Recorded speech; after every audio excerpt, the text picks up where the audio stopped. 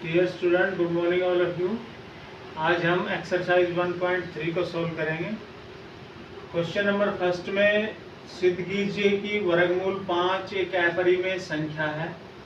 हमने कल परिमेय और अपरिमेय संख्या के बारे में, उसकी परिभाषा के बारे में पढ़ा है।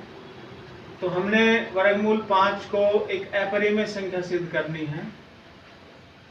तो हम अपरिमेय संख्या इसको वर्गमूल फाइंड आउट करेंगे। तो इसका वर्गमूल जो है दशमलव के बाद अशांतावर्ती आ रहा है, इस तरीके से भी हल कर सकते हैं। लेकिन यहाँ जो अपरिमेय संख्या है उसको सिद्ध करने के लिए हम उसको स्टार्टिंग में एक परिमेय संख्या मानकर चलेंगे, अर्थात a/b की फॉर्म में या p/q लिख सकते हैं। मीन्स यहाँ फ्रैक्शन के रूप में मान के चलेंगे। वर्गमूल 5 को हमने माना a/b की फॉर्म में, और यहाँ a और b सह अभाज्य पूर्णांक है। परिमेय संख्या में ये जो कंडीशन होती है कि वो जो फ्रैक्शन में होता है तो उसमें कॉमन फैक्टर उभयनिष्ठ गुणनखंड केवल एक होता है। सह अभाज्य पूर्णांक किसे कहते हैं? ऐसे पूर्णांक जिनमें एक के अतिरिक्त कोई भी उभयनिष्ठ गुणनखंड न हो। जैसे 2, 3 ये जो है इनमें कॉमन फैक्टर उभयनिष्ठ गुणनखंड एक है, तो ये सहअभाज्य पूर्णांक है।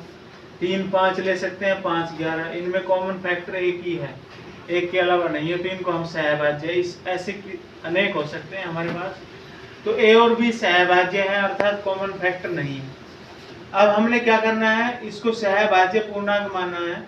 तो हम इसको इस तरीके से सोल्व करेंगे कि a और b का कोई भी उभयनिष्ठ गुणनखंड एक के अतिरिक्त हम ले आए।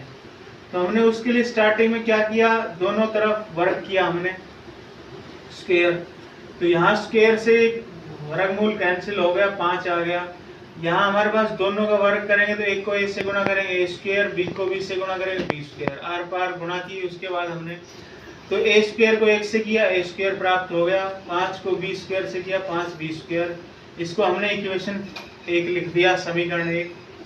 अब हमारे पास हम रीजन देंगे क्योंकि a स्क्वायर का एक गुणनखंड 5 है। 5 कैसे है, अर्थात एक की वैल्यू 5, b स्क्वायर का मतलब है 5 गुणा b की 2 है। तो यहाँ 1 की 2 का एक गुणनखंड 5 आ रहा है, तो 1 का भी एक गुणनखंड 5 होगा। ये किस प्रकार होगा, यूक्लिड प्रमेय द्वारा। हमने 1 की वैल्यू को यहाँ 10 लिया, तो a स्क्वायर का मतलब है 10 की शक्ति 2, यहाँ हमारे पास 100 प्राप्त हो गई। 100 के फैक्टर किए 2, 2, 5, 5 हमें प्राप्त हुई। अब 1 की वैल्यू हमारे पास 10 है, तो 1 का हमने 10 के फैक्टर किए 2, 5। तो इसमें जो है कॉमन फैक्टर है, अर्थात एक फैक्टर ऐसा है जो स्क्वायर में भी है तो उसका वास्तविक संख्या का भी होगा। तो इसी प्रकार से 1 का फैक्टर 5 होगा, ये यूक्लिड प्रमेय द्वारा है। अब 1 का एक फैक्टर हमें 5 पता चल गया, हमें और वैल्यू फैक्टर उसके नहीं पता, तो हमने 1 की वैल्यू 5c लिखा यहाँ पर, क्योंकि 5 तो हमें पता ही है, और c हमने जो भी अतिरिक्त इसके गुणनखंड है फैक्टर है वो c मान लिए। तो 5c हमने वैल्यू मान ली a की। अब a बराबर 5c लेंगे हम, तो समीकरण 1 में रखेंगे। तो समीकरण 1 है a की 2 बराबर 5b की 2, तो 1 की जगह 5c रखा, पावर 2 हो गई, ये सेम टू सेम। उसके बाद 5c को हल किया तो 5 की शक्ति 2, 25, c की शक्ति 2, c की 2 आ गया। तो 25 c की 2, 5 को इस साइड में लेके आए, तो 5 से 25 को 5 से भाग दिया हमने, तो यहाँ हमारे पास 5c की 2 प्राप्त हुआ, यहाँ b की 2। हमने b की 2 को पहले लिखा, 5c की 2 को यहाँ लिख दिया। तो इस प्रकार b की 2 का फैक्टर भी हमारे पास 5 प्राप्त आ गया गुणनखंड। अब b की 2 का गुणनखंड 5 है, तो यूक्लिड प्रमेय द्वारा हम b का भी गुणनखंड 5 लिख सकते हैं। तो इस प्रकार a तथा b के उभयनिष्ठ गुणनखंड, उभयनिष्ठ का मतलब है कॉमन फैक्टर, उभयनिष्ठ गुणनखंड कॉमन फैक्टर, a और b में जो कॉमन फैक्टर है वो 5 प्राप्त हो गया।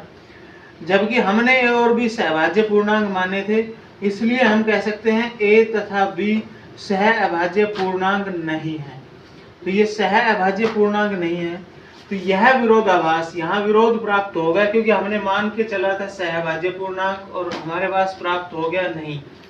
तो यह विरोधाभास हमने गलत कल्पना की, इसके कारण हमें प्राप्त हुआ है कि a बटे b एक परिमेय संख्या है। हम a बटे b को एक परिमेय मान के चले थे। तो इससे निष्कर्ष निकलता है कि ए अपॉन बी, ए बटे बी एक अपरिमेय संख्या है। अब ए बटे बी को हमने किसके इक्वल माना था? वर्गमूल 5 के। तो ए बटे बी एक अपरिमेय संख्या सिद्ध हो गई। तो इससे हम अतः सिद्ध होता है कि कह सकते हैं कि वर्गमूल 5 एक अपरिमेय संख्या है।